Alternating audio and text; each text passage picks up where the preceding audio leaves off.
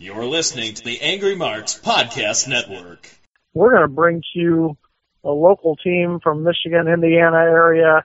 The Elite will be joining us here in hour number 2. But in hour number 1, we got a special surprise because 1/3 of the Elite decided to come in a little bit early and just talk wrestling with his old buddy ZP and the Prof and his new buddy that he doesn't know yet, the Morningstar Will Huckabee. And that's none other than Tone C of the Elite. Tone, what's going on? What's going on, gentlemen? How are we doing tonight? We're doing magnanimous now that you're on.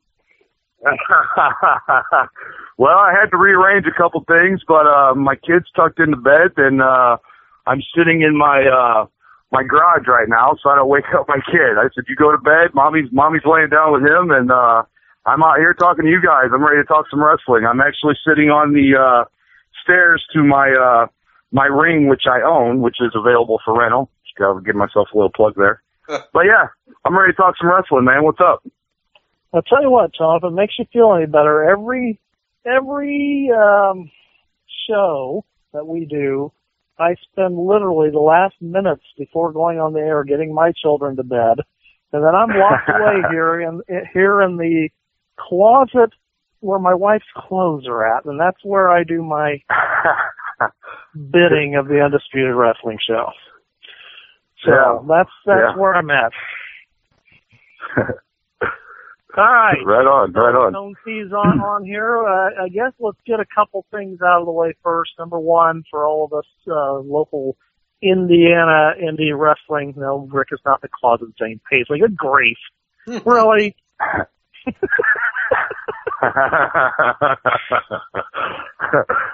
God. See, we might as well just cancel the show now. But anyway, we got to go over a few things. Those who know the local indie scene in the state of Indiana, we had bad words this weekend of the passing of Pops, Shane Calzert's father, J.D. Hogg. Yeah. How well did you know him, Tone? I'll be honest with you, I haven't really crossed paths with him a whole bunch, until just recently. The cool thing about Pops was, matter of fact, the last show that I worked that he was at, was the last ICW show. And, right. Me and Pops were kind of going at it, and, Shane walked over to me and he kind of leaned in my ear and he goes, "Man, you really got him going. I haven't seen him that fired up in a while." And if I'm not mistaken, I was like, "That's awesome." Flipped you off several times. Yeah, he swung a cane at me or two, so, a couple times, yeah. But I saw a few birds. I can't take all the credit. I mean, he swung that thing at Hank and Killer too. So, but I remember the thing I took most away from that was when Shane looked at me and he says he still believes. Like he didn't know what we do as a work, and I was kind of like blown away by that. That was my moment where I was like, wow, people still really do believe, which is awesome because that's what I want. I want you to believe as a performer. So, yeah. But he was a great guy. I didn't really interact with him too much because I'm really big on kayfabe, and so I didn't really, especially because he didn't believe. I didn't really interact with him too much because I was playing a heel character. But I'm gonna miss the cane, him swinging that cane at me. That's gonna be missed for sure. I'll tell you what, that was Zane and I. To my knowledge, you were first, Zane. My first time we'd met him, we were getting out of our car to come into the arena, and Shane was coming out of his car and getting his dad helping him out of the car. So we were, Zane and I was with our sons were helping Shane and his father get into the arena and everything. I thought it was real cool that his dad was there, and and watching him because he was on the other side of the building from where I was at, and just watching him. Yeah, that's right. Flip people off that weapon that cage back and forth. I said, man, what a throwback to the grand old days of wrestling when you get behind things, you got behind the characters, you got behind the business, and even if you believed or don't believe, for a few moments, couple hours a night on a Saturday night, Yes. You could suspend reality for just a little while, get behind the characters, and Yes. just have a night of fun. And he just seemed like he was having a blast. Yeah, oh, absolutely, absolutely, yeah. And as a performer, I mean, I can't speak for everybody else, but as a performer, that's what I want. When the Elite was formed, with the current guys that are in it, I told them, I said, I don't want red heat, I want white heat. I want people legitimately wanting to come to the ring and fight me, and because that's when you know that you're over and you've done your job, and Pops believed, so that's going to be missed. Zane, your thoughts on Pops real quick before we move on. I did not have very much interaction with him, but it was great seeing him out there the last show, and I know that Shane's got a big show coming up on June 13th, which I think we'll be talking to the Elite about coming up in the second hour. So everybody get out and support Shane and in this difficult time. And for those who don't know Shane, he's JD Hogg. He also wrestles from time to time, but he also is a promoter in Kokomo and takes outstanding pictures for ICW events as well in Marion. So he's definitely somebody who's a very important part of the family there. And, you know, Zane and I consider ourselves part of the ICW family too. And, you know, when one person loses somebody, we all do. So it's sad to see. It really is. Unfortunately, oh, go ahead. I was going to tell you, the promo pic that you used to promote us for the show, that's actually Shane's work. So if anybody wants to go, that's Shane's work. So he's a great photographer. Yeah. Great. Also, for those, since we're on the tag team discussion this evening, Tommy Rogers of the Fantastics apparently has committed suicide in Hawaii, and we've lost yet another guy, a little too young, 54 years of age. Really, really sad. Tone, how much of an influence did the Fantastics have on you as a young wrestler wannabe, I guess? Honestly, not a dramatic amount. They were just a tad bit before my time, but I kind of consider myself a historian, so I've went back and watched a lot of their matches, and man, they were good. They were really good. You know, the one thing that I took away from Tommy Rogers, a lot of people, I've heard this from a lot of other people too, but the one thing I took away from him is he had all the tools to, make it much bigger than what he did. I mean, he had a great career and he was a great worker and all that, but he could have went so much further. The only thing that kept him down was his height. I mean, he was really short from what I've seen, but man, he could go. He could go. I sure as hell couldn't lace his boots. He could go. Well, tell them the interesting thing you say about short. I know Will Huckabee's going to chime in on how short Troy Miller is at any time now. Go ahead, Huck. Say it again. Huckabee, are you there? I said, yeah, I'm here. Tone C just talked about how short, Tommy Rogers was, and that kept him down. I said, well, I'm expecting Huckabee to say something about Troy Miller and his size any time now. Well, you know what? I'm not even going to talk about Troy right now because we're not going to talk about the midget boy Monday. You know what I'm saying? but do me a favor, and the next time you see Troy, make sure you crack a short joke. I'll see Troy this Saturday. Oh, that's even right. better. Even better. Huckabee, your thoughts on Tommy Rogers' passing? Because obviously the Fantastics had a big following down south, and for those who don't know, Will Huckabee is from North Carolina.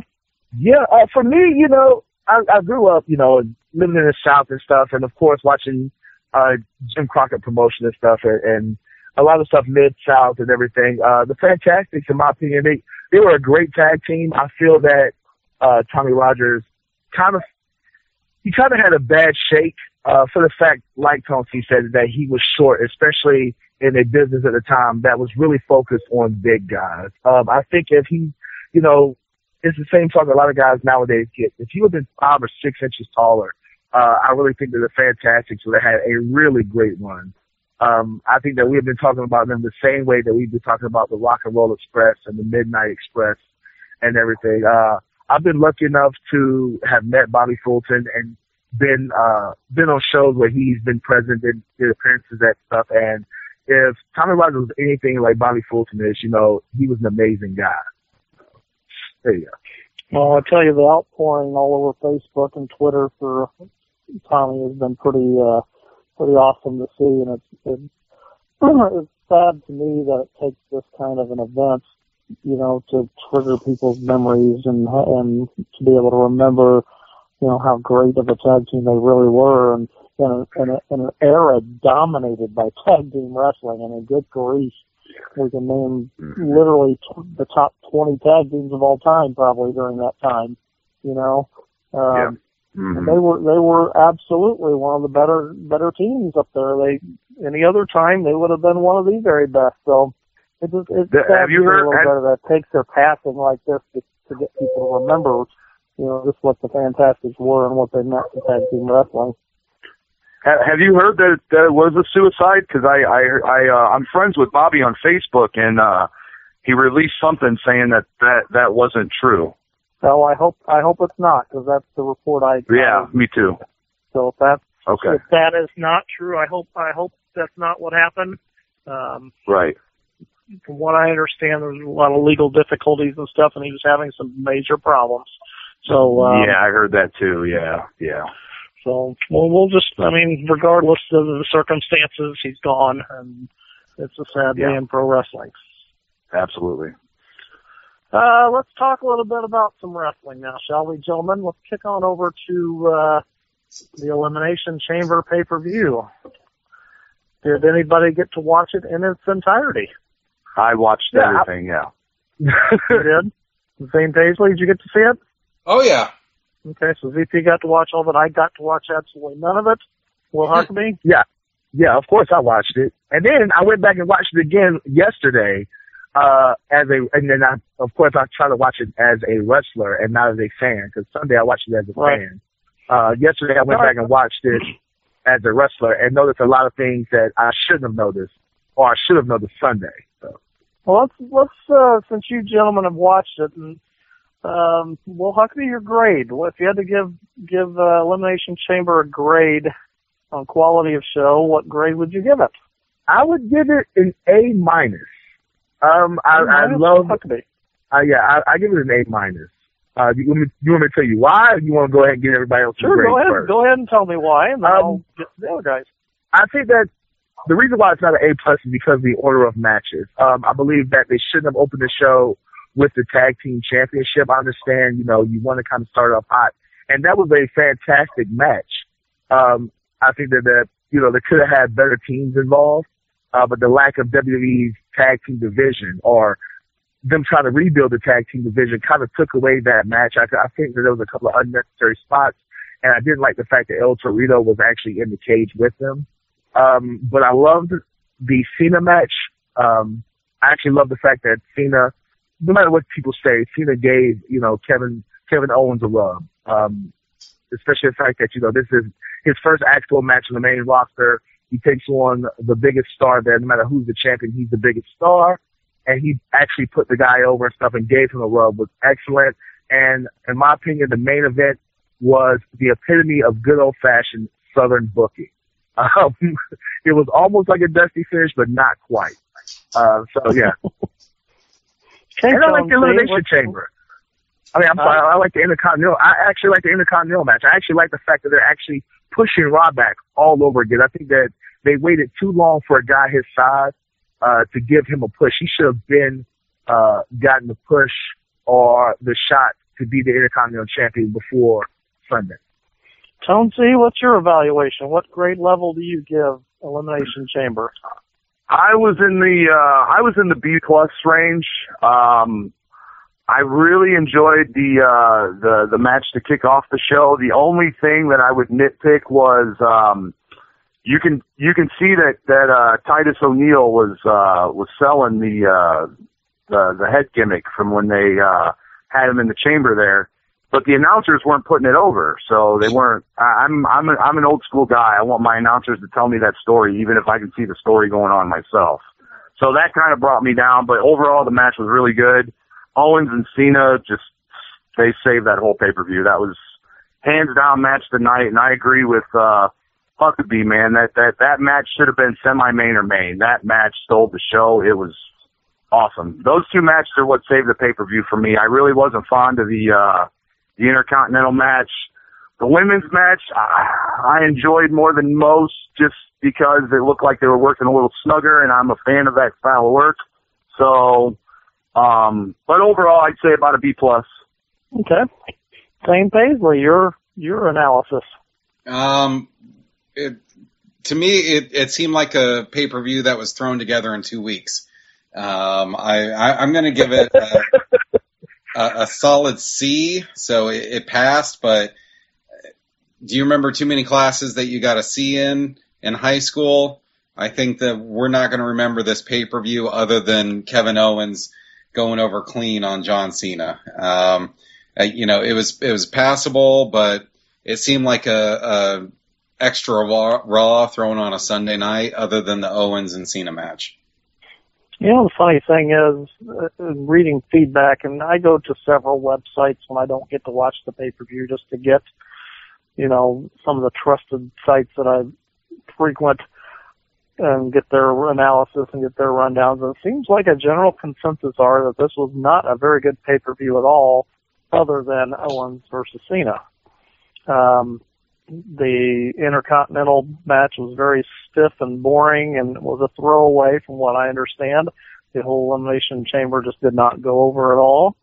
Even though I thought what a great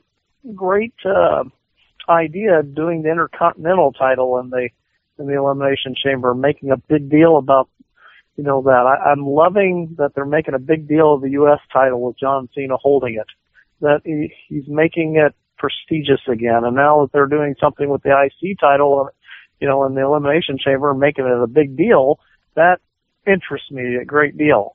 However, I heard it just didn't go over very well, and wasn't good. If you look at the participants in that match, it was Ziggler, who is a great seller, right? But he's not much of a high flyer. He was the fastest of the group. The second fastest was R-Truth, how old is he now? 57, 58? Oh, come on, Zane. Hey, Zane, you can't knock the tail out of boys like that. Come on now. You got King Barrett in there who's solid, but he's a hoss. You had Sheamus in there who's a hoss. You had Ryback who won, who's a hoss. And then because of Rusev's injury, they threw in Mark Henry in there. Who's even a bigger hoss. Yeah, so when you have 4 hosses in a match and you got 2 kind of medium weight guys, but it just makes for a slow match. And they couldn't run outside of the ring to kind of throw some of the action elsewhere. You were focused on one camera angle basically the whole time, so you just saw how slow it was. And with Mark Henry, when the pod accidentally broke, because I think that wasn't gimmicked to do that. I think that it accidentally broke, and they're like, well, what should he do? And so he came out and just stood there for a few minutes, not doing anything outside the pod. So it just showed that match.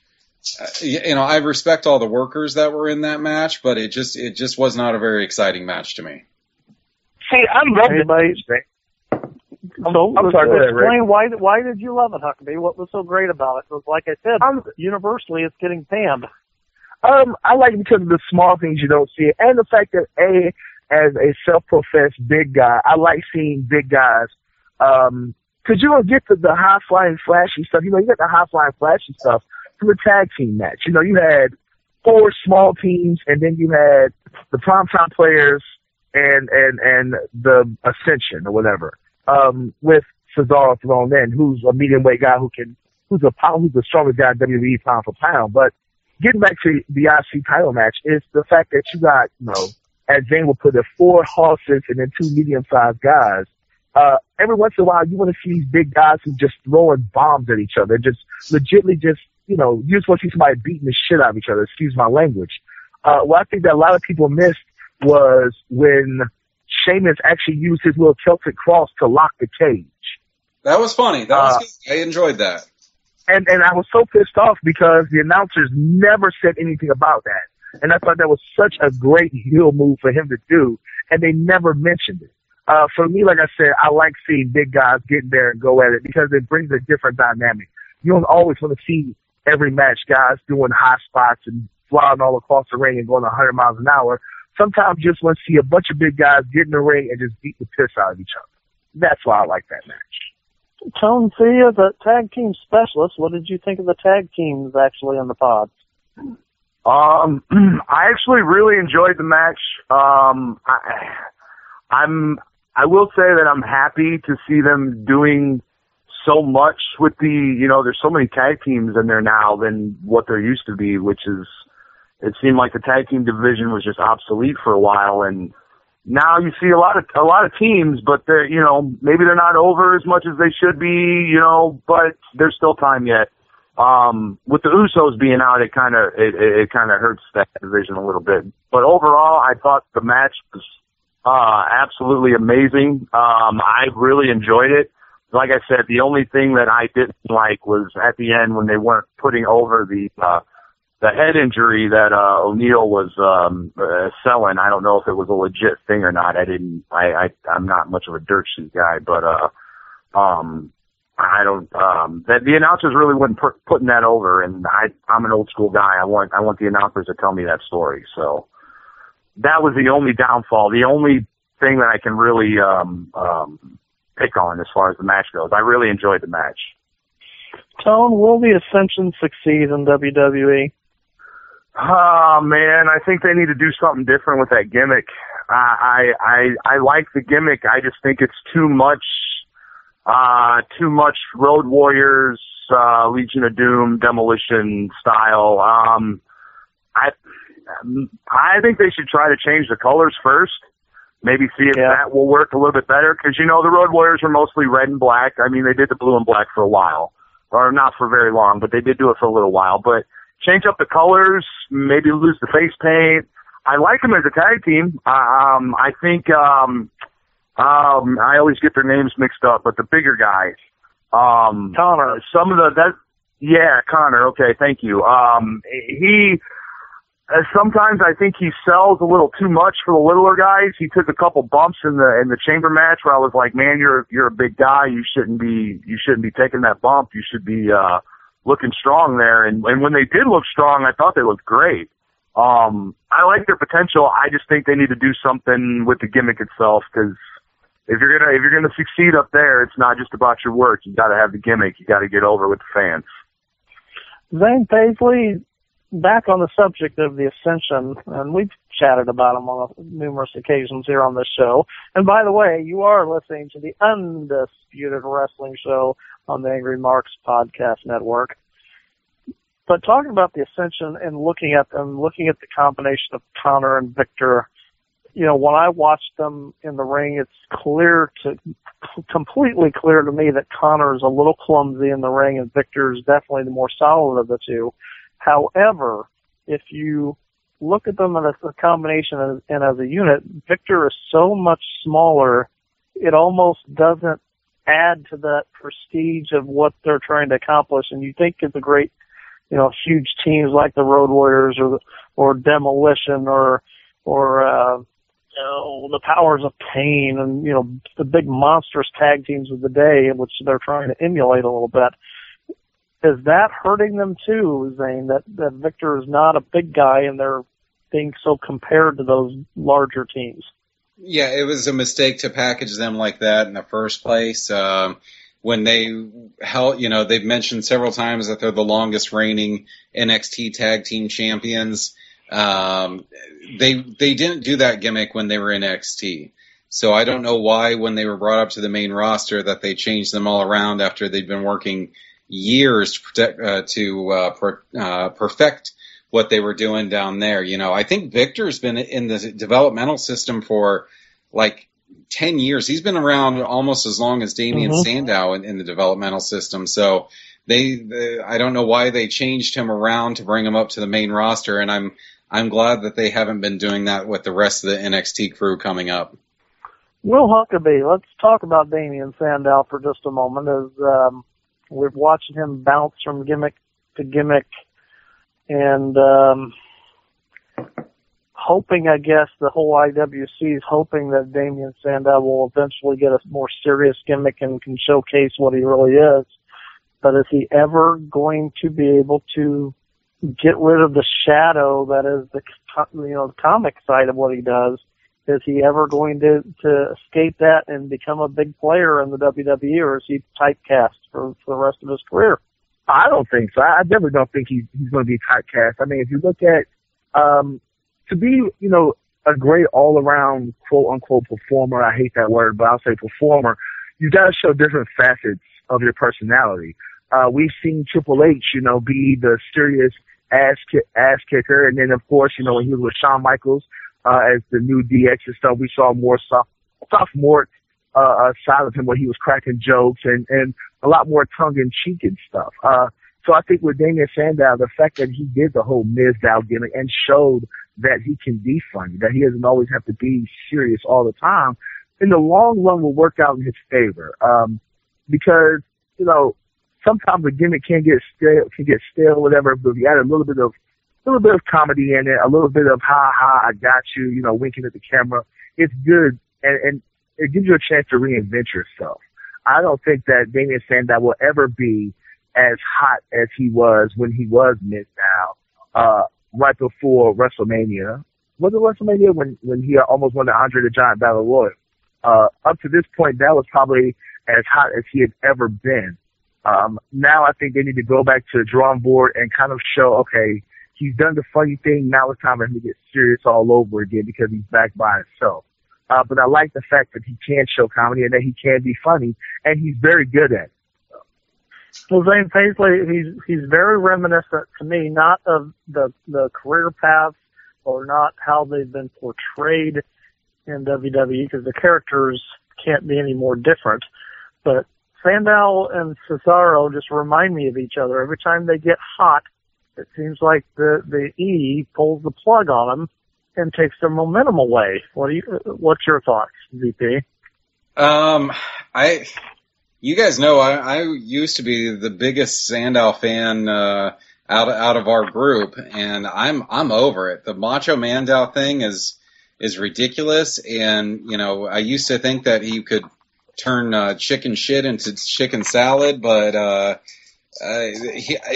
him trying to do Macho Man promos, and it doesn't even seem like he's ever watched a Macho Man promo before. It's just awful, and I'm over it. I think he needs to go away for a while, and absence makes the heart grow fonder. I'm tired of him. I don't want to see him at all. Cesaro, I love him, and I hope that I never feel that way about him, but I think he's got a lot more substance to him as far as in-ring ability, and I think even with the language barrier sometimes, he still rocks it out on the microphone. So I think that there's nothing but upside to him. Tom, see, what's your thoughts on that? We've heard, obviously, Zane and his thoughts on Damien. Zane has praised Damien Sandow for years, and to hear him say that is, I think, very enlightening to the situation. But what do you do as a worker when they tell you, what, now I want you to go be the Macho Man? What do you do? I mean, he's obviously doing what he's told and wants a place on this roster. When's enough? Yeah. I honestly, I just think they mishandled him. I agree with Zane at the WrestleMania thing. He was as hot as anything. And, I think, when they pulled the switch and he turned on Miz, which everybody's seen coming, they should have, at that point, let him be him. And, just let him be himself, because that's what everybody wanted. He got over so good at playing the stunt double or whatever the gimmick was. When they turned, I think they should have let him be himself, as far as the character goes. All the best guys that ever worked in the business say the best character you could be is yourself, and just ramp it up to 10 or 11. So I think they should have let him be himself. The Mega Powers thing was, I'm not gonna lie, I marked out for maybe about 2 seconds, and then I was kind of like, okay, I'm over it now. Now, you know, if they would have had Axel and Jay Lethal doing the Macho Man thing, I maybe marked out for a little bit longer, because Jay Lethal is wow. But I think they just mishandled the storyline, and it's easy for us to critique them and all that stuff and say what we want, but it's, you know, it's got to be hard coming up with ideas for that many guys, and I just think they mishandled the storyline. Hopefully, I think what they should do is just have him go away for a little bit and then bring him back, and hopefully he can get over as himself or whatever character they put him in next, and hopefully it's not a stupid character, because the guy is good and he was so over with the fans. I tell you, from my perspective, guys, and you know, watching, and I am not a fan of Curtis Axel. I never have been. Yeah, the guy's got some in-ring talent, but I've never seen anything in him as far as promo-wise or having any kind of personality or character. And when he took on the Hulk Hogan persona, it just sunk it even farther in the depths of hell for me. I just don't like it. And then when they immediately after the Mizdow thing was over and put Damien right there into a program with Axel, I said, oh my gosh, what are they doing? Either they were trying as hard as they can to use Sandow's, you know, his heat that he's got going on for him right now to try to elevate Axel, or else they just didn't have any plans for him, and that's all they could come up with.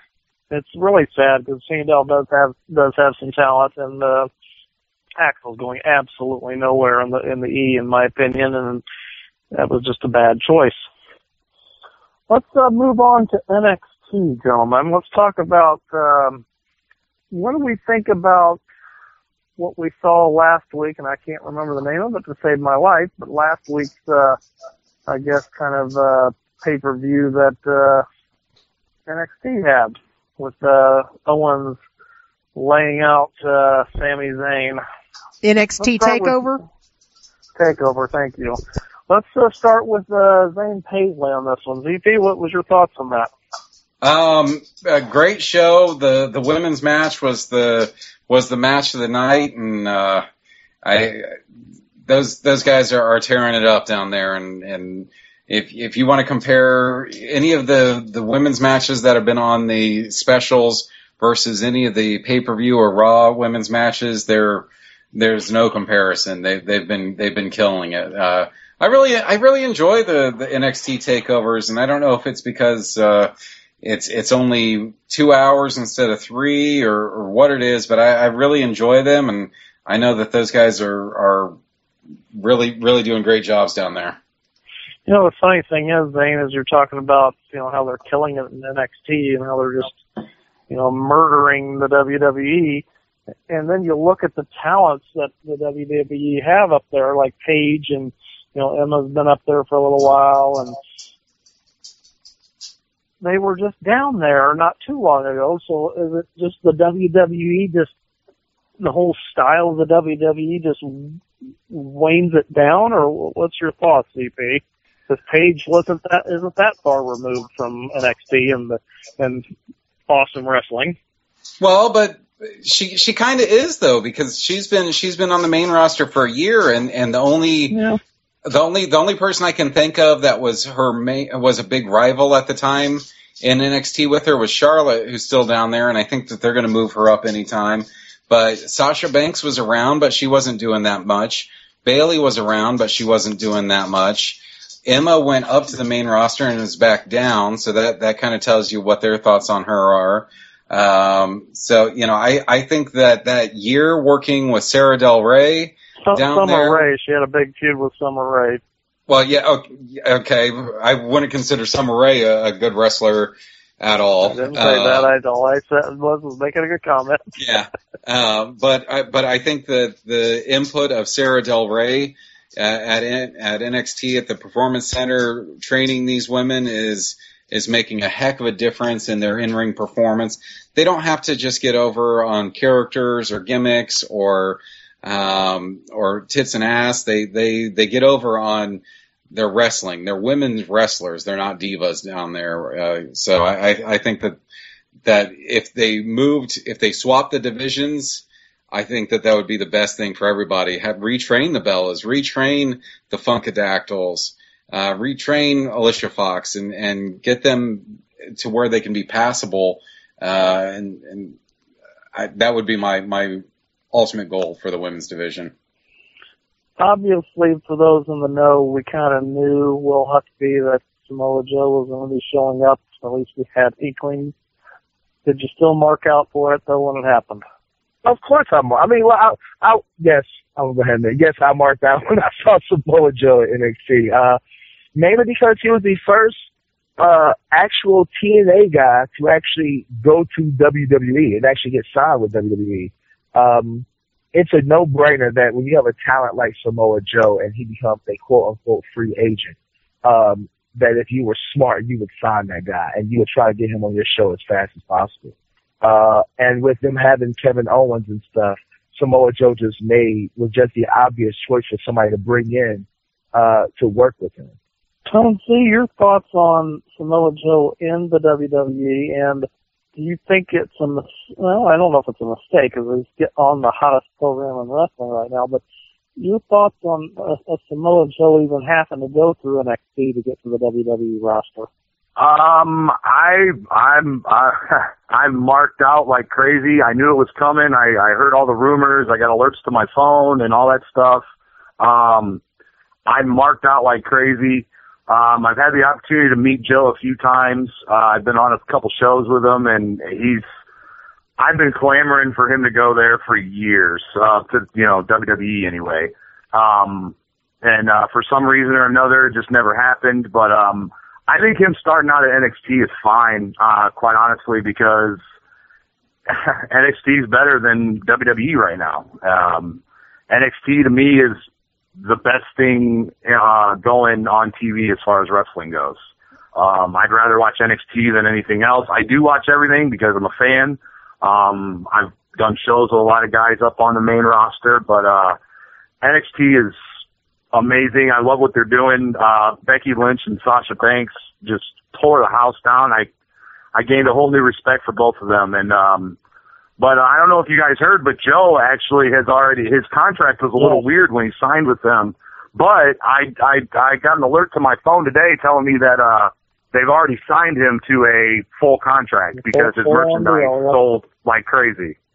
So he's officially there now. So but yeah, I loved it. I loved seeing it. I marked out for it.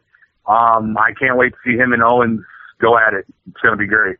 You know what? The only thing that bothers me about it, it's not so much that Mojo's in NXT, because there's so much talent in NXT that it's not hurting him at all. But the only thing that bugs me is there used to be a day when you'd get a surprise in the WWE and somebody would show up unannounced and kick some booty. Now there's nobody that's going to surprise you in the WWE anymore. You know Kevin Owens is going to come up. You know Sami Zayn's going to come up. Neville was not a surprise. The Shield boys, we knew they were coming up eventually. You know, it's only a matter of time. But when are we going to get a surprise out of nowhere when somebody just shows up unannounced like Lex Luger did when he showed up on Nitro for the very first Nitro? Nobody knew that was coming. You know? Right. I would have loved to see Samoa Joe, you know, as much as Kevin Owens is earning his spot, but why couldn't Samoa Joe just snuck up in there and attack Cena one night and been in that program? He's proven his worth in wrestling for well over a decade. I don't know. It's just, I can tell you why. I think Vince McMahon. Well, I'll tell you why. I know why. Vince McMahon's going to make him his own and make him humble. Make the fans understand that he has not been in a major league. He's been in the minors this whole time, and he's got to prove his way in his minor league system. He's not going to give any legitimacy to TNA. I don't think that's the case, because if you wasn't going to give any legitimacy, I think that if you slowly start watching, watching NXT, of course, we see that NXT is doing indie wrestling better than anybody on the indies right now. but then you start seeing the talent that they're bringing up from NXT, and we're starting to watch the dichotomy of actual matches in the WWE change to a more faster, quote-unquote, indie style of wrestling. We're starting to see the transition from the Vince McMahon era of booking to Triple H, who came up to the territories, who actually pays attention to what's going on in professional wrestling, because he's always said that he was a wrestling fan. I think with Samoa Joe going to NXT first before he comes into the main roster is just Triple H's way to appease Vince McMahon. I think if Triple H had his way, he would have immediately brought Samoa Joe to the main roster. I mean, if we look at what he did with Kevin Owens, his debut at NXT, he immediately went at the top guy at Sami Zayn, and they basically rekindled their ROH feud. And then, of course, within 2 months, he's the NXT champion. All of a sudden, he goes to be the NXT champion. Now he's on the main roster, and he's working with John Cena. I think we'll see the same thing. And he steamrolled Sami Zayn. Exactly. I mean, but I think that we're seeing the Triple H era of WWE, which I think is going to be probably twice as hot as the Attitude Era could have ever been. But I feel like I said with Samoa Joe, I think within the next month, we're going to see Samoa Joe on Monday Night Raw. I really think that's going to happen. I think that, in my opinion, I think at Money in the Bank, Kevin Owens is going to beat John Cena for the U.S. title, and probably maybe not that pay-per-view, but within the next 2 weeks, we're going to see Samoa Joe standing in a WWE Raw ring looking at Kevin Owens. Let's switch bases a little bit as we're starting to get late here in the first hour. Hour number 2, we've got the Elite joining us, Tag Team Elite, with Tone C, who's already here with us, and also Killer will be joining us, and Hank Calhoun. We'll be talking some tag team wrestling with the boys. But Tone C's in there just talking other wrestling with us for a while. We appreciate it. Let's switch gears. Let's talk about Destination America. Let's talk about all the rumors of TNA being canceled. Let's discuss that the rumors supposedly are false, and now the possibilities that Ring of Honor is a lead-in for TNA wrestling. Let's start with you, ZP. Well, it starts, depending on when you listen to this show. If you're listening live right now, ROH starts tomorrow night. If you're listening to this on archives, it's Wednesday, June 3rd that ROH starts out on Destination America at 8 p.m., I believe. And then TNA is on at 9 on the same channel. I think it's pretty amazing. I think that it's really cool. They have options to do interpromotional wars together. I think it's a really cool thing. But as far as TNA being around, their contract with Destination America is only good until October.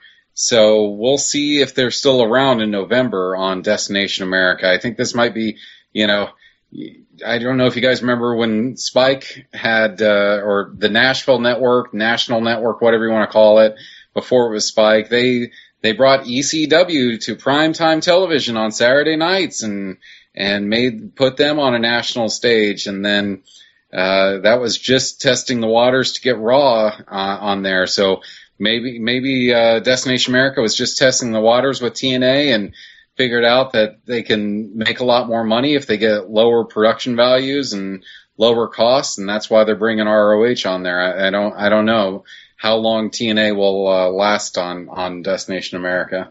Tone C.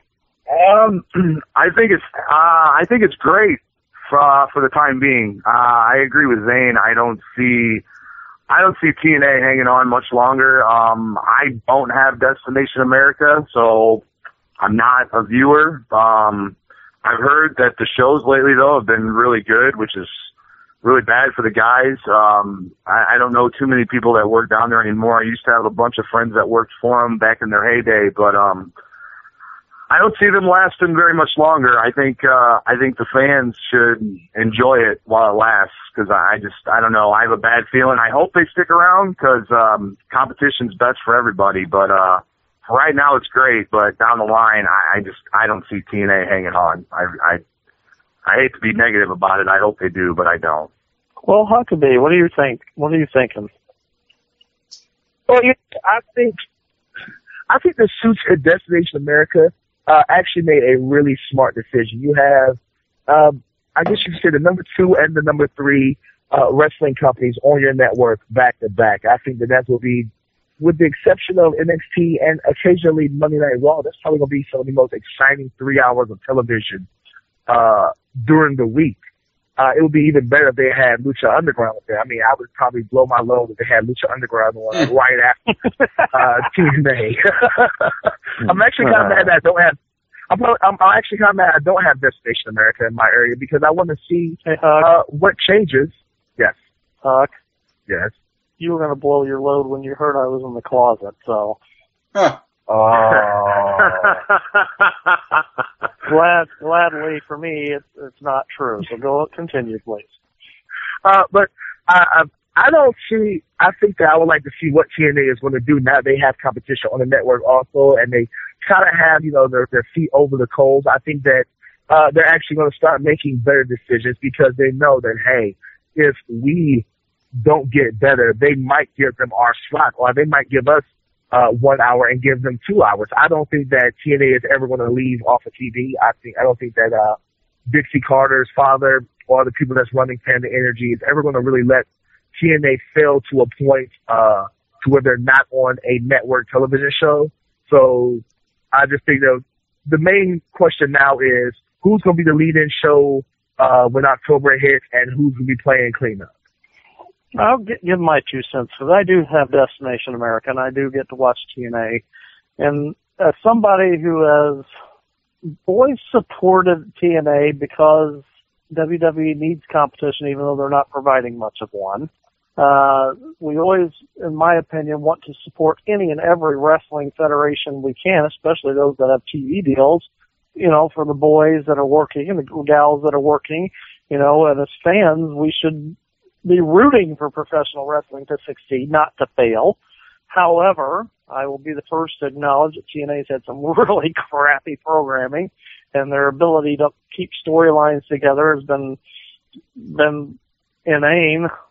However, right up until TNA's canning from Spike TV, the programming in the last year has been a lot better. The storylines have improved a lot. This hiring of Billy Corgan, I think, is going to be interesting to see where it progresses because, to my knowledge, he's going in there all ears, all guns a-blazing, not just being a celebrity figurehead, but he's going in there legitimately trying to help TNA grow and be better. But you know what? I enjoy the shows, and since they moved to Destination America, they have not had a stinker since they come on Destination America. Now, granted, the ratings aren't anything to whoop, whoop, whoop about, but then again, Destination America is not anything to whoop, whoop, whoop about either because they're not seen in so many households right now. But TNA is the number 1 rated program on their network. However, we also know that they also cost them a lot of money in production. So I think it would be a mistake if TNA were given the boot. I think this could be a move of genius for the Destination America folks, because now they've got an alternative to those who are glued only to the WWE network. Now they can bring in, the alternative wrestling fan who doesn't want to watch the WWE and NXT and all that all the time. They want something else to whet their palates, I guess. And a lead-in of Ring of Honor and TNA, and watching those two do inter-promotions, like Zane was saying, having talent exchange, possibly. I don't know what the agreement is. Making each other better by competing, next to each other like that. It's going to bring the Ring of Honor viewer possibly to hang around and watch TNA, and it's going to hopefully bring the TNA viewer to watch some Ring of Honor. And I think it could be a very big win-win and make Destination America the biggest wrestling go-to other than the network. Tone C? I absolutely agree. That's why I hope it succeeds, man. Or at least TNA. I mean, Ring of Honor, they've been doing their thing for a while, and they've had a few ups and downs as well as TNA. But like I said, I really hope they succeed because I think it's a smart move. Honestly, you make Wednesday night wrestling night, and who knows? Maybe you can do something with a Lucha Underground or something, and do something to really, maybe it's with 3 different companies or 2 different companies or however they decide to go. But if you kind of do Wednesday night as wrestling night, then maybe you can make a run or at least make a dent on the powerhouse that is WWE. Nobody's ever going to overthrow Vince. It's never going to happen in a million years. But competition's better for everybody. It's better for the boys. They make more money. It's better for the fans. It's just better. So I love what they're doing. I just hope TNA can hang in there. Zane Paisley, is it a mistake doing it on Wednesday nights? Because, and bear with me, guys, I don't get to see any programming live. Okay, I'm always on having to watch it later. But isn't NXT Wednesday night? Well, NXT is Wednesday night, and also the Lucha Underground is on Wednesday nights as well. Am I correct in that, Will? This could be a major cluster for Destination if they're trying to improve their ratings and trying to go head-to-head with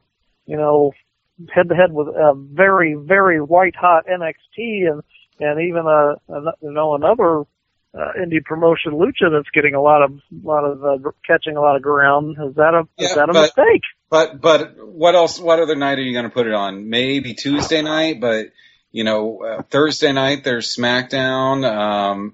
Friday night is traditionally kids going out to the movies or the skating rink or a football game, high school football game. So really the only options I would think would be Tuesday or Wednesday. So they've already got the program, or they're switching the programming to Wednesday, and I don't think too many people watch NXT as it airs on the WWE Network anyway, except for the once a quarter takeover special. So I don't see that being that big of a deal. And Will Huckabee, of course, we know dang good and well that it would be a huge mistake to put them on Tuesday nights and going head-to-head with the Undisputed Wrestling show. Of course. They never get any, well, you can watch it on mute, but you never know the storylines because you'd be too busy listening to us. That's right. I think Wednesday nights are the perfect night for them. Monday night, of course, is Raw, and Tuesday's kind of like a funny day anyway to actually have program TV. That's why network TVs don't really have any of their big shows on Tuesdays. You can't do it on Thursdays because, on Thursdays you have, Shonda Rhimes on ABC. I mean, Shonda Rhimes owns Thursday nights. So nobody's going to watch wrestling. If you're a husband and you have a wife, she's not going to let you watch wrestling when Scandal or How to Get Away with Murder or Grey's Anatomy or whatever the case may be. SmackDown's on Thursday night. Exactly. That's why their ratings are so horrible, because Shonda Rhimes is kicking their ass. I see more people on Twitter on Thursday nights talking about Scandal, including my wife, than SmackDown. So Wednesdays, like Tone T said, Wednesday nights could be wrestling night in America from this point on. How about the only thing I disagree with all of y'all on? I'm sorry, Rick. I got to say this. Go ahead. The only thing I disagree with all of y'all on is that I do not think that there will ever be a talent swap between ROH and TNA, for the simple fact that really what can TNA offer any of the guys from ROH now? It used to be the big thing going to TNA or to WWE was you was getting a chance to be on network TV, to be on a bigger station. And now that they're following them, they really don't have anything to offer them. TNA guys can still work indie bookings the same as ROH guys. So there's really nothing TNA can actually offer them unless they're going to offer them a big money contract, which I really don't see it happen. I just see Destination America forcing them to work together to try to draw some ratings that way. I don't for both shows. Yeah. Yeah, but I mean, even then, it's like, the TNA champion is never going to let anybody from ROH go over on top of them. And the ROH guys, of course, they're not going to let their ROH champion go on TNA and lose to Eric Young. It's just not going to happen. And we also never thought we'd see an ECW and TNA, ACW, a WCW, and a WWF wrestlers all compete on the same show either. And Zane and I watched that firsthand. So never say never, Mr. Huckabee. Well, you're right. Never say never. But it's highly unlikely. All right. Hour number 1 is over. The Undisputed Wrestling Show is live and in color. Killer Kev, let's get our boys on the line, shall we? So it's time to get down to some business. Time to get down to business, Mr. Tone C. Yes, sir, it is. I'm ready. Hello. Which member of the elite do I have on at this time? Do what? That's Hank Calhoun, Rick. Yeah, Hank Calhoun? Hank motherfucking Calhoun. You know what, Calhoun? We went through the whole first hour, and Tone C did not drop a single one. Well, guess You're what? already ahead of him. Well, guess what? Hank fucking Calhoun is in the fucking house now. Okay, I just want to make one thing clear, okay? We were just talking wrestling on the first hour, but now I get to work the gimmick, brother, so you're fucking right, I'm gonna cuss and drop a few fucking F-bombs. Hank Calhoun is not gonna fucking show me up, even as much as I love him, even though he's a dipshit. Hey, I show you up every fucking time, guy. Just saying. Hey, brother, I just put in an hour of no fucking F-bombs, so I've earned my time, buddy. Okay? Yes, you have. Well, let's hear it. Surprised me. Let's get our other brother on. Let's get Killer on the line. Let's talk some get elite the fucking here. Killer on the line. Yeah. Killer, you are live on the Undisputed Wrestling Show, my friend. Yeah. What's up, Without Killer? further ado, hang on, gentlemen. The Undisputed Wrestling Show, hour number 2. The Prophet Rick Craig is still here. We'll see how long I last. Usually I'm out the door after the first hour, but we got our pals on the line, so I may hang out a little bit longer. The Morningstar Will Huckabee is in the house, and of course, the glorious Bearded Wonder is with us as well. And topping it all off, we've got the Elite joining us here for hour number 2. Quick question, gentlemen. This one's for you, Calhoun. Where do you guys as a team wrestle? And we know you very well here in Indiana, but where else do you guys team? Actually, give that one to Tony for right now. Please. All right, Tone. We do Indiana. We've done Michigan. We're in negotiations with a few feds in Iowa, Ohio, and Wisconsin right now. So we're looking to branch out a little bit. But mostly we stay in Indiana and Michigan. Is it whoever will pay you the most? You're damn right, brother. So it's a business first and foremost. You mentioned earlier, Tone C, that there were other incarnations of the Elite. Can you tell us a little bit about how the Elite was formed, the purpose behind the Elite, and where you guys are going from here? Sure. Well, the Elite was born in a Fed that ran mostly out of Elkhart. They also ran out of Cassopolis, Michigan. They're now no longer in business. Basically, the promoter came to me. We had the idea for a group, heel group. I was working face at the time, and he wanted to turn me heel. We had the idea for a group. Couldn't come up with a name. There was a few names thrown around. I wasn't really a fan of them. I was driving down the road one day. I was listening to a sports radio station, and they were talking about the elite receivers of the NFL, and it hit me like a ton of bricks. I said, that's it. It's the Elite. That's the name. So there were two other guys in the group. One of them got kicked out before the group even officially formed. That's when I made the suggestion that we bring the Killer in. The Killer was brought in. The Fed then went belly up, unfortunately. And Hank was kind of doing his own thing, running his own little stables and whatnot. And we've always been pretty tight, so we got to talking. And one thing led to another, and we decided to all join up. And it's a great gimmick, but it's my one of my sayings is it's a gimmick, but it's not just a gimmick.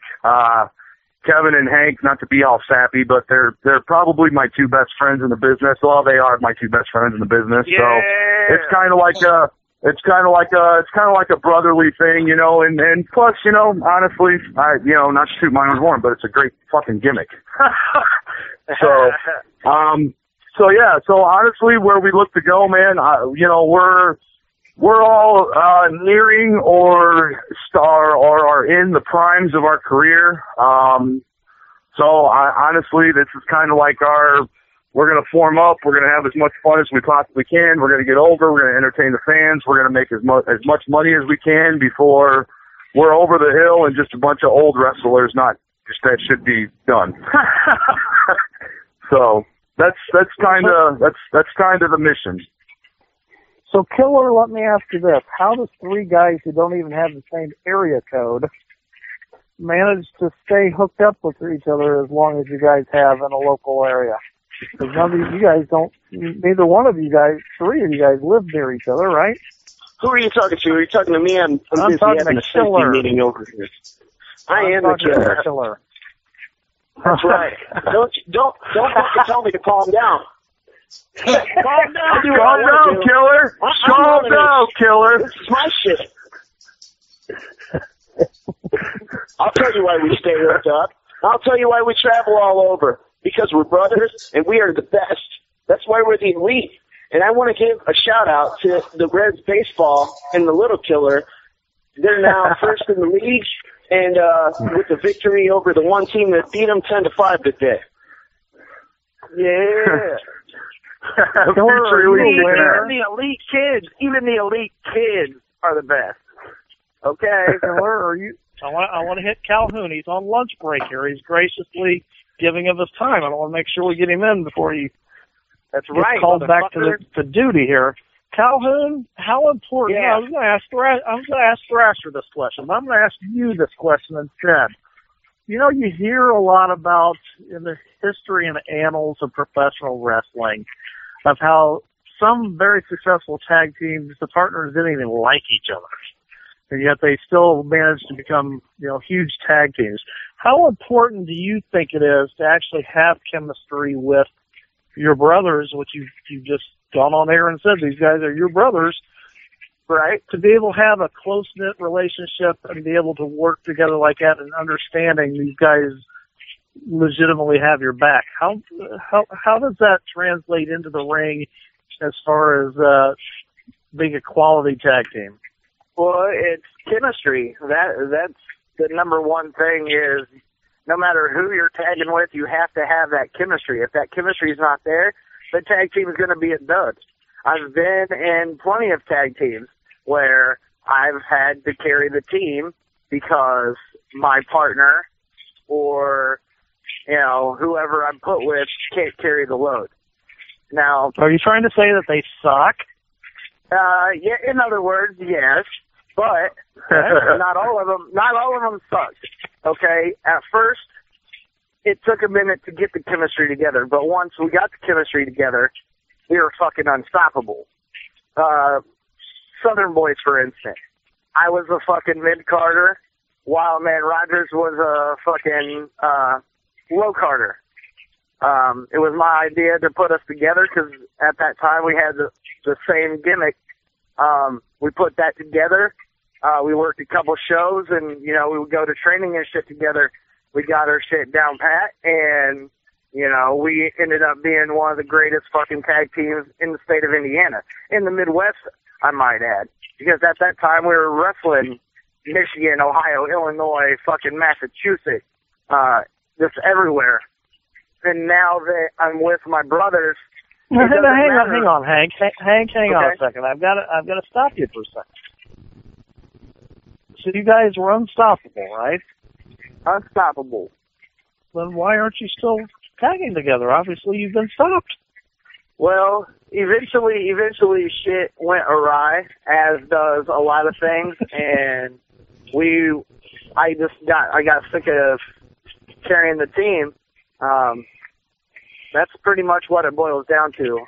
I can only carry so much of the load on my back all the time before, shit starts getting old.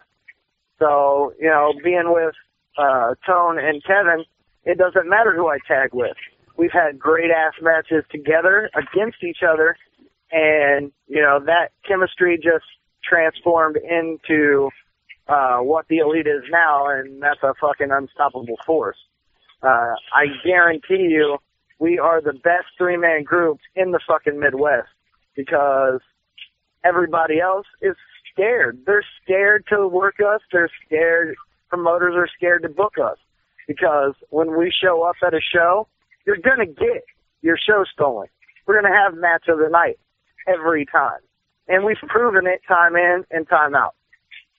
This is the Undisputed Wrestling Show. Hang on, man. Let me get my props out.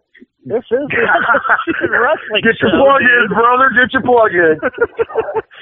And we are talking to the Elite. Killer is with us. Tone C is with us, and so is Hank Calhoun. We're going to ship it on over to the bearded wonder, Zane Paisley, as he's going to shoot a few questions your way. Well, gentlemen, thank you so much for being on our fucking show tonight, and we hope you have a good fucking time. I know that you got some big shows coming up. I know this coming Saturday night you are going to be making an appearance at in Marion, Indiana for Intense Championship Wrestling, correct? Absolutely. Yes, sir. Okay, do you know who you're going to be fighting against on Saturday? Do you get another chance at the belts with Simply Irresistible? We're going to win. Well, yes, it does, Calhoun, because you haven't been able to beat Simply Irresistible yet. Here's the deal. Here's the deal. I can tell you that I have heard through the rumor mill that we are not wrestling Simply Irresistible again, which makes me a little upset. But you know what? It's okay, because at the end of the day, the best thing that we do as a group is every time we come to a show, every time we come through that curtain, every time we step in that ring, we have the biggest fucking chip on our shoulder because we carry the mentality that no one takes us the way they need to takes us. No one understands. No one thinks we're as good as what we know we are. We steal shows everywhere we go, and that's not an ego thing. That's just an honesty thing. So yeah, I don't care who they throw at us. So we're gonna show up. We're gonna steal the show. We're gonna kick ass. We're gonna leave. That's what we're gonna do. So our Tone C and Hank and get paid. Whether it's certain shirts, whether it's main event, if it's any of the three Elite, singles match, tag match, it doesn't fucking matter. We're over. Mad fucking over. Well, and I just wanted to mention to our listeners that Troy Miller, the ICW champion, will be taking on the Monster Abyss, so we can talk to him about TNA, his thoughts on TNA and ROH there that night. And, you know, if any of our listeners want to go out and have a great time, I think tickets are $8 or $10 for that event. 8 free, 8 at Lance's New Market South, and $10 at the door. Yeah, so come on out, have a great night of fun wrestling. The Elite are the scary guys there. They will scare your children, but we'll kick your children's ass. for the right price, we will. We'll kick your wife's ass. Hey, for the right price, we'll kick your wife's ass. and are you guys going to be at what is it called, Center Stage in Kokomo, Indiana, the following Saturday? Hell yes, we absolutely. Now, rumor has it, we're wrestling against the Sons of Bad Street. Now, if you guys aren't familiar with who that is, it's Troy and Tom Van Zant from TVZ and Bobby Black. Yes. Now, rumor has it there's another team coming, and we're not really for sure who the hell they are, but it doesn't matter because we're gonna win anyway, and we're gonna kick their ass, and that's gonna be it. The last time we were in Kokomo, we had a fan that legitimately wanted to get in the ring and kick our ass. So we're looking forward to this time. We were over like crazy the last time. We're definitely looking forward to this one. Well, very nice, very nice. Rumor has it June 6th is the killer's birthday, and he will kick someone square in the mouth. Oh, I'm gonna run away from you. Calm down, Killer. I'm just saying it's all over. Calm down, Killer. Here he goes. On Twitter. Hey, just remember, guys, if you kick me in the mouth, then I can't announce you as being victorious after the match. That's true. Okay, That's true. so kick me in the shin, just don't kick me in the mouth. Well, I've already warned you. You announce this right, or I'm gonna package pile drive your fucking ass. I already told you. Weighing in at a combined weight of 696.9 pounds. Attaboy. All right, Tone C, why can't Chisel. I'm hearing Calhoun. 696 And I'm hearing the killer. pounds of chisel Calm down, monster. killer. Read the fucking Calm card, down, bro. Killer. Calm down, killer. Jesus. I'm hearing Calhoun and Killer rambling back and forth of how the Elite is the best, and it's hard to argue that until you see that you guys have lost the last 5 times to the Simply Irresistible. What's up with that? Whoa. You've got the record straight. Technically, we didn't lose. We got. Hey, I thought when we were going to do this podcast, you were going to put us over. I am putting you over. That's right. Hey, understand one thing, Tone C. Simply Irresistible What's hasn't up? been on the show. You have. That's right, because they fucking suck. We're the rightful fucking ICW Tag Team Champions, and nobody fucking disputed. Nobody. We got screwed by fucking La Raza. We got screwed over by them. We've been screwed by the fucking refs. We've been screwed by fucking management. It's our fucking time, and you're just upholding the inevitable. Has it already been well fault? Back in the fucking ring. We will kick their fucking ass, and you'll never see them again. Has it already that is been a fucking guarantee. Is it Artie's fault? It's a guarantee. Yes, it's Artie's fucking fault. He is the reason the first time that we did not get the win. He screwed us over by having his little minion ref down our shoulders down when I clearly kicked out.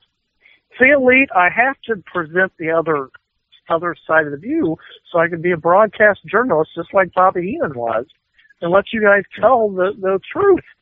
Let's kick it on over to the South. Let's get on to the NWA Continental Champion himself. Let's get the wrestler's perspective from the Morning Star, William Huckabee. Thanks, Rick. I don't even know where to start with you guys. You know what? I'm gonna start with themselves either. Calhoun, I'm gonna backtrack with you for a second because you're talking about, your former tag team partner. You got tired of carrying the load and stuff, and of course, I've done tag team wrestling and stuff, and now we'll get to more of that later. But with you three guys, it happens, and every once in a while, you're having an off day. What do you three guys do when one of y'all are having an off day and you're just not quite firing on all cylinders, or, not really feeling well, or, you just get to the ring or you get to a venue and you realize you're just not into it? How do y'all motivate each other? Just pure drive. We know we have a job to do. We know that, we have to fucking kick everybody's ass to stay on top. Safety first. So, always safety. You can never be too safe.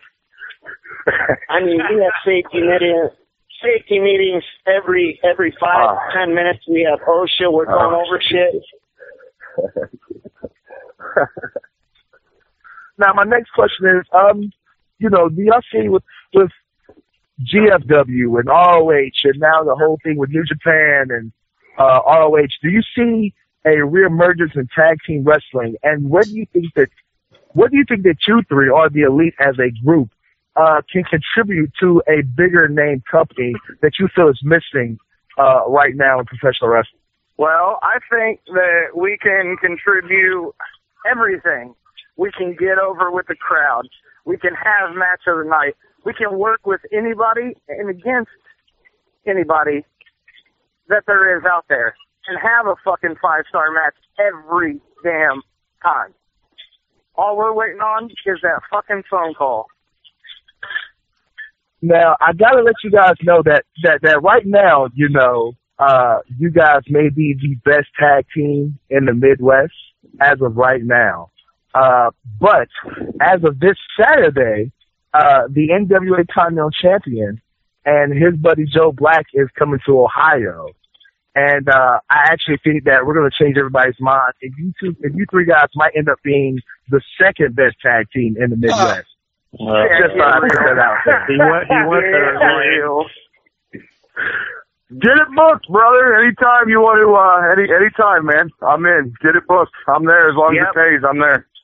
Yeah, I'm just saying, like, I'm just saying, I finally made my debut in Indiana. You know, the state of Indiana was scared for some reason of the Morning Star. So I finally made my debut in Indiana and stuff, and of course, you know, had the best match of the night. So now I'm playing my whole takeover of the Midwest.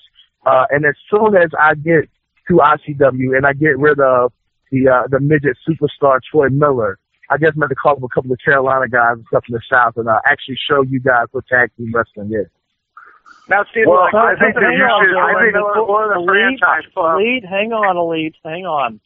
Before we go any further, let me premise this by saying that Will Huckabee has been trying to get himself in the state of Indiana, and every time he does finally get himself in the state of Indiana, he lets us know about 2 hours before event time, and it's down in Evansville, where we can't get there in time to watch him bob. So let's keep that with a grain of salt. Number two, my brothers, the Elite, the Prophet must exit at this time. So I'm turning the show over to the Bearded Wonder himself, Zane Paisley, and the Morning Star, Will Huckabee, as they continue the conversation with the Elite. And all I can say is, gentlemen, I'll be there Saturday, and I've got a big surprise for you as well. Hell yeah. We'll see you then, brother. We'll see you. See you guys. Have a good one. Yep. All right. This is the Undisputed Wrestling Show with the Bearded Wonder, Zane Paisley, and the Morning Star, Will Huckabee. We are talking with Tone C, Hank Calhoun, and the Killer from the Elite. And you can book them if you go to booktheelite@gmail.com. Are there any social media plugs that you guys want to get in while we've got this moment? At Hank Calhoun on Twitter. But hey, guys, it's been fun, but I got to get back to the fucking grind here at work. So I will see all you guys Saturday.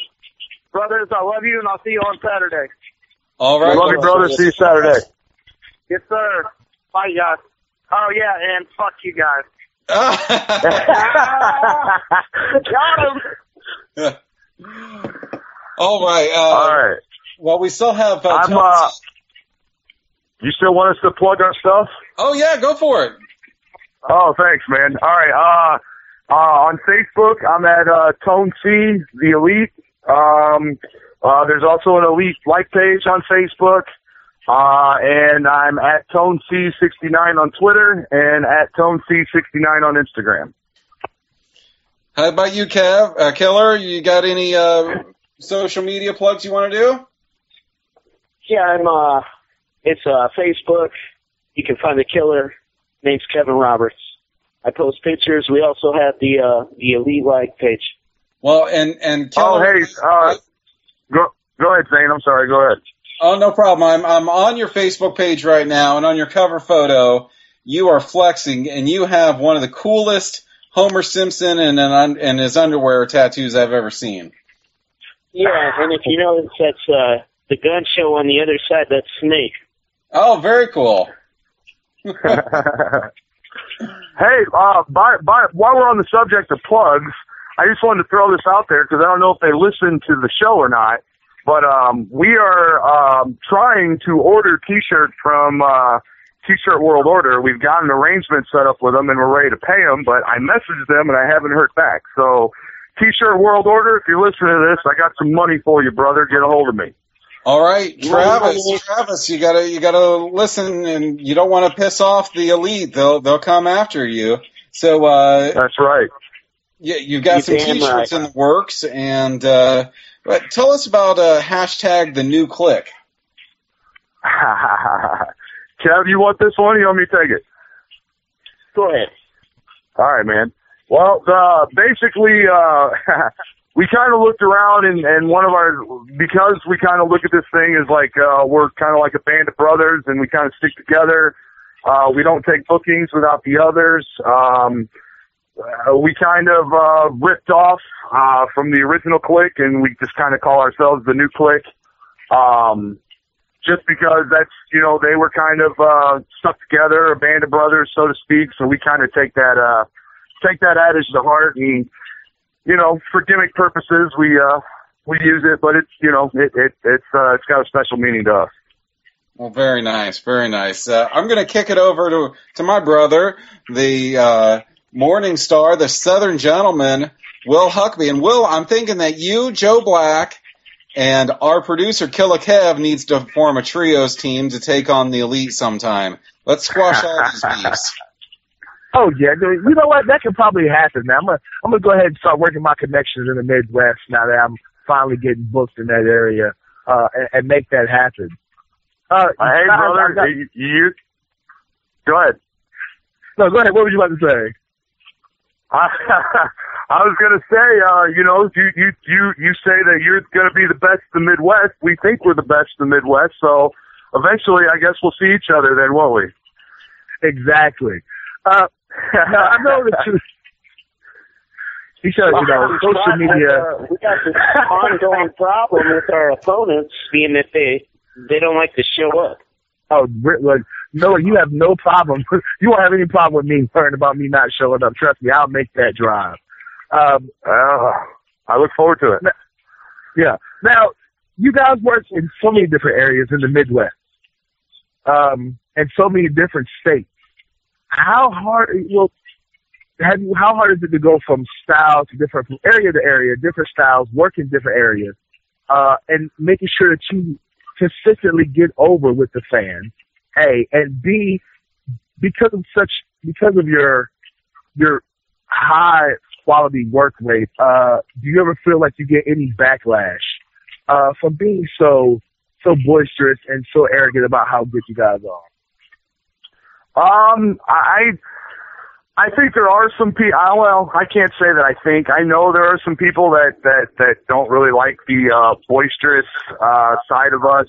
From my perspective, though, from my perspective, though, this business it's a business, and I'm an old school guy, so people get over with gimmicks. Our gimmick is we're the best there is, and we do wrestle with that chip on our shoulder. We feel that we are a lot better than what people give us credit for, but you know, I think people have a hard time defining that line of are you shooting or are you staying in character? If I'm on my Facebook page, I'm 98% of the time always in character. I'm a big believer in kayfabe, so I think people misunderstand that. You know, like I'm working a gimmick. I'm a character. I truly feel that I'm good. I'm not saying that I'm the best. If I was the best, I'd be making big bucks and, you know, I wouldn't be in a garage talking to you guys right now. But, you know, I'd be sitting, I'd be sipping on a nice drink and chilling at my pool.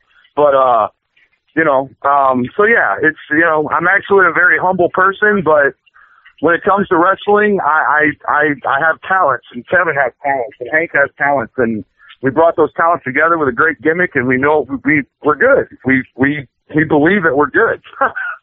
So. Now, Killer, I got a question for you. Are you there? Yeah. All right, here's my question. If you weren't teaming up with Tone C and Calhoun as part of your Elite, what other wrestler in your area would you want to team up with? That's hard to say because I don't trust anyone else other than my brothers in the Elite. I would probably travel and wrestle by myself because that's the only person other than my two brothers in arms that I know that I can fully trust. What about you, Tone C? If you weren't in the Elite, who else would you team with in the Midwest? It would be really hard for me to rock a gimmick with anybody else but Kev and Hank. But if I had to pick one guy, gun in my head, I would pick Big Rush Jones. I'm a big fan of Russ. Part of the reason is I wasn't his head trainer, but I had a little bit of a hand in helping him train. And where that guy's gone with his gimmick and his look and his work is outstanding. I think that I would definitely welcome the opportunity to team up with him sometime. Have you guys ever worked with his group, The Prestige? Have you ever guys had a match together or anything? I've done several shows with, and Kevin has too, with Thriller. Who is it? It's Thriller, Russ, and who's the other one? Scotty Young? Isn't he the other one in it? I believe. Yeah, you're right. I haven't done a lot of shows with Scotty lately. I did have the privilege to work Scotty Young in his very first match. He actually wore underwear on his head. You can ask him about that. Yeah, that's what I did back in the day. But I've never had a chance to work him, but I've done several shows with him. Go ahead, Will. I've I'm worked sorry to Russ a interrupt few there. times. Oh, yeah. Okay. I'm glad you brought that up, Tony. Because both you guys, all three of you guys have been in the business for a while. And the fact that, you brought the fact that you've helped in the training with Russ Jones, I want to ask you this. As a worker and as someone who helps develop young talent, what do you think is missing from a lot of these training facilities? Or what do you think is something that a lot of green guys that come into the business now, what they're lacking and what they're not being taught, and what you would change about the way a lot of these guys are being brought into the business? Psychology, first and foremost. I would absolutely, and I'm kind of in the same boat. I was trained very old school, but with a few new school values, and the guys that train me are great guys. I have nothing but respect and love for them, but they've never been anywhere. They've never done anything, just like I haven't. I'm not trying to put myself over by any means, but psychology was the one thing that they did not teach me, and it took me a really, really, really long time to truly understand psychology. I feel like I've been in a really good zone as far as psychology for about 3 or 4 years. So it took me a while, because in July I'll be 14 years I've been in this business. So it took me a long time to get psychology. I think green kids are rushed way too fast. I've worked guys, Kevin's worked guys, Hank's worked guys that have no business being in a ring whatsoever. Not to say that we're the greatest thing, but they had no business being in the ring whatsoever. They can barely bump. So I think kids are getting rushed way too fast, and psychology are the two biggest things that I see that are just, and kids need to slow down. That's the other thing. Slow down. They work way too fast. Way too fast. They definitely need to slow down. Kayfabe is like a lost fucking art nowadays. You got fucking heels fucking taking pictures and signing autographs and shit. Yeah. Everybody's fucking buddy, and then we go kill each other in the ring. That's my biggest bitch, is fucking kayfabe. Yep. And then we get shit because we stay in character. What the fuck? Yeah. Good point, Kev. Good point, brother. Now, Kev, I got a question for you, buddy. I don't know if you've heard or not, but Big Vito from WCW and WWE and ECW, he has this lawsuit going against WWE as far as the number of, it's covered the rehash of the NFL concussion lawsuit. What is your personal opinion about that? Do you think that guys, when we get into the ring, we take the risk of getting concussion? Or do you think that, companies like WWE and TNA have a responsibility towards their talent to make sure that if they get a concussion, they don't get back into the ring until they're healthy? It's a touchy fucking thing, but look at how long fucking wrestling's been going on. You know what I'm saying? It comes and it goes, and any one of us could be badly hurt at any moment at the time. So, I mean, I don't know that I really agree with the lawsuits for the concussions when, you're putting yourself at that risk in the beginning.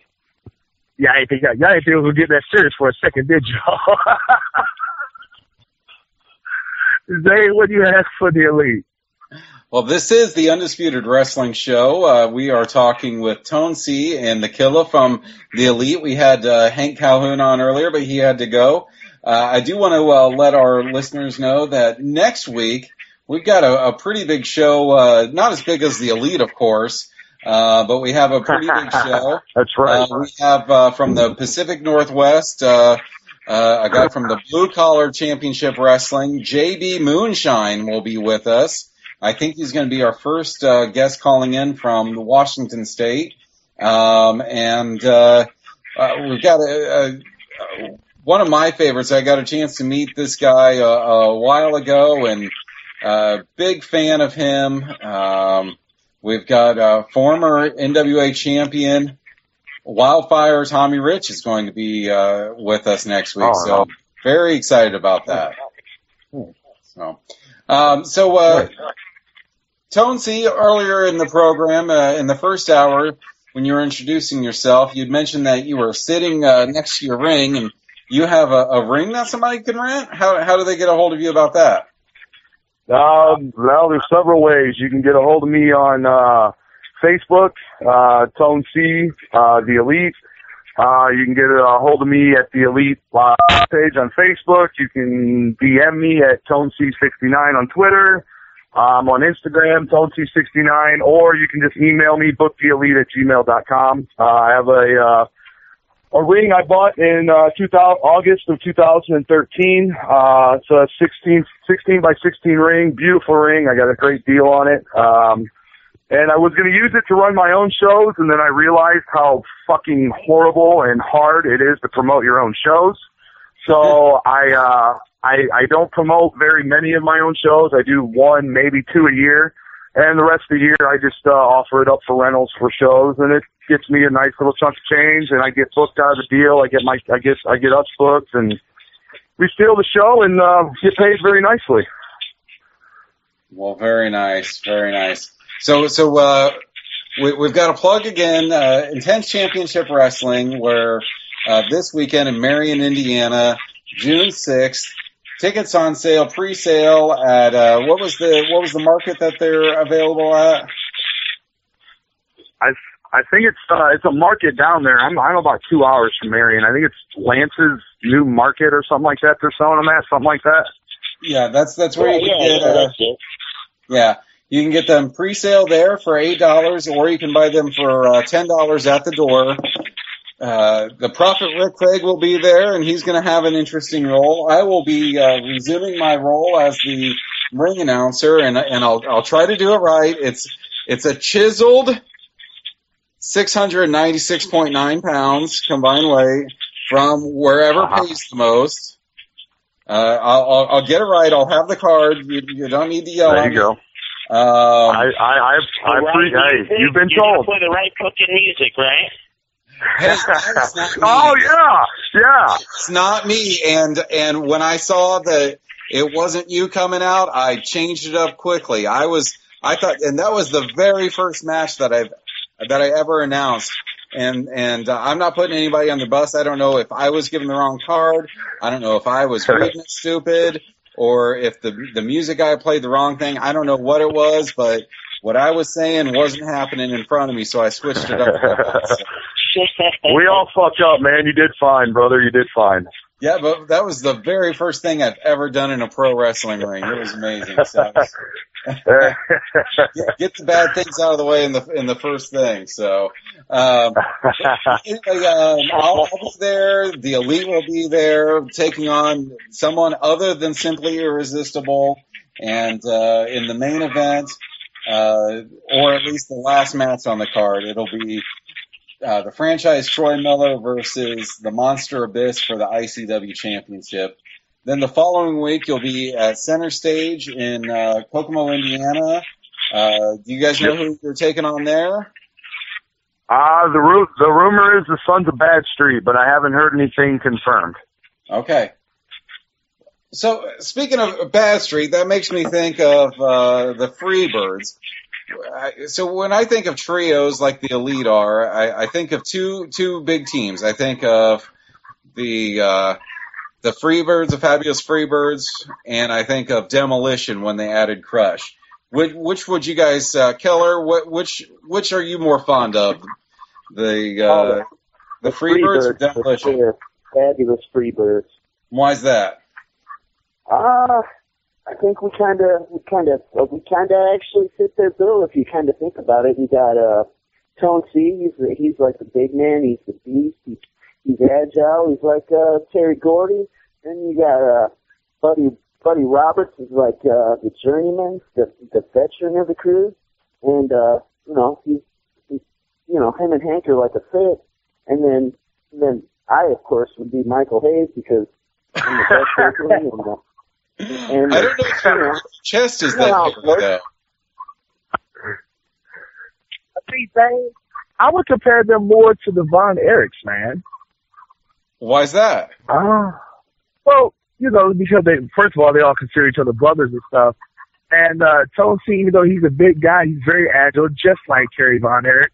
And I don't think that, I wouldn't really, in my opinion, Buddy Roberts, you can replace Buddy Roberts and Fabulous Freebirds with any other guy, and it still would have been a great group. And I think that, the three guys, Tone C, Killer, and Calhoun, are a very distinct trio, just like the Von Erichs. And if you replace one of them, it's not the same group. With Demolition and with the Freebirds, if you replace one member with somebody else, they still would have been Demolition. It still would have been the Fabulous Freebirds, and nothing really would have changed. Very astute analysis there. Yeah, I'll take either or to be compared to either one of those groups. I'll take it all day long. I'm good with that. All the way to the bank, baby. All right, guys. Well, anything else that you want to tell your fans and our listeners tonight? June 20th in Niles, Michigan for Smash Mouth Wrestling. No, not the Smash Mouth Wrestling in Valparaiso. The original Smash Mouth Wrestling in Niles, Michigan. The Elite is going to be there. It is the Killer Kevin Roberts birthday bash. The Elite is going to show up, and we're going to wreck shit and fuck shit up. Kevin, I don't know if you want to put that over more. T-shirt World Order, you need to get a hold of me. I got money for you. Right on. Hey, Elite, set down or get beat down. Enough said. Hey, guys. August 29th or August. Go ahead. Are you guys going to be at Heroes and Legends on June 27th? No. July 25th. No. July 25th. Yeah, July 25th, I'm sorry. No. July 25th, my ring will be at a show in Ligonier, Indiana, and I will be in Chicago. I'm taking my son to Legoland that weekend. So. Oh, that's awesome. Yeah. And I'm going to the Square Circle while I'm at it. Shout out for Lisa Marie. I went there. I went on a Saturday afternoon, and she wasn't there, and there wasn't much going on. Our AngryMarks.com owner, Stevie J, says that every time he's been there, he's had a fabulous time. So I hope you and your son have an awesome time. Well, she's not. Thank you. I've heard great things about it. I'm looking forward to it. I've been wanting to go for a while now, so I'm looking forward to it. Well, don't. Producer Killer Kev, do you have something to add to that? Lisa Marie is no longer associated with the restaurant. Whoa, really? Yeah, the news came out that apparently her husband had been fooling around with a bartender there, and apparently that caused some issue in their marriage, and she thought that, they'd patched that all up and moved on and he wasn't doing anything anymore. But apparently it was found out that one night when the restaurant got robbed, it was that same girl who broke up the robbery, but she was still there, and she found out that they were still messing around, so she left the business. She moved to California. She's separating herself from the business and her husband, so. Oh, fuck. Yeah, there's some drama for you, but I'm sure the pizza's still good. I hope so. And they have free parking, which is hard to find. And so definitely check that out. Right on. All right. Well, thanks so much, the Elite, for coming on. Did you were about to say something about August? Did you have another date? Yeah. You unplug? August 29th, we're in Niles, Michigan, again for Smash Mouth Wrestling. I'm trying to think what other dates we got, but I can't think off the top of my head. I think beginning of August and beginning of July we're in Marion again for ICW, or maybe it's July 11th because I think the first Saturday in July is 4th of July.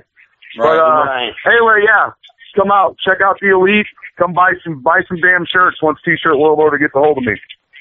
All right, all of our listeners, go to ICW this coming Saturday so you can boo the Elite and cheer for the Bearded Wonder Zane Paisley.